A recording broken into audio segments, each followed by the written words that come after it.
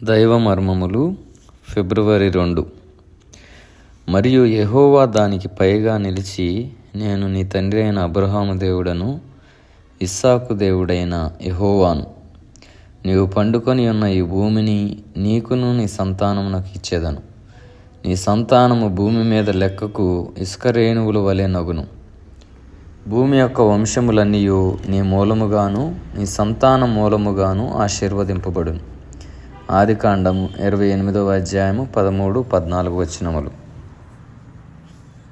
భయమును బట్టి యాకోబు తాను విన్నదానిని చూచిన దానిని గ్రహింపలేక ఆత్మీయముగా గుడ్డివాడాయను. దేవుని ఉద్దేశములు తాను గ్రహించలేనప్పటికీ తన పట్లనున్న దేవుని ఉద్దేశములు మారలేదు. మన హృదయంలో భయమున్నంత వరకు దేవుడు మనకు చూపించు దానిని గ్రహించలేము. సాతాను ఎల్లప్పుడూ మన హృదయములలో అన్ని విధములైన భయములను పుట్టించును. ఈ భయములు దేవుని ఏర్పాట్లను గ్రహించకుండా మనలను అడ్డగించును. ఈ భయములు దేవుని ఉద్దేశములు గ్రహించుటకు గాను యాకోబు అనేక కఠినమైన పాఠములను నేర్చుకొనవలసి వచ్చెను. తన భయము నుండి విడిపింపబడుటకై 20 సంవత్సరములు పట్టెను.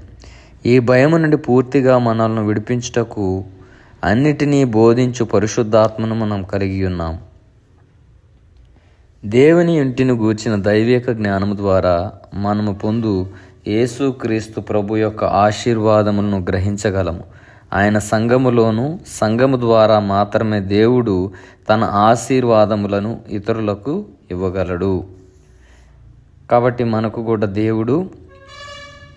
దేవుని ఇచ్చిన వాగ్దానములు మనము కూడా పొందుకోవాలంటే మనలో ఉన్న భయములను మనము కూడా పారద్రోలి దేవుని మీద విశ్వాసం ఉంచినప్పుడు మాత్రమే మనము ఆయన యొక్క ఉద్దేశములను గ్రహించగలిగే వారముగా ఉంటాం.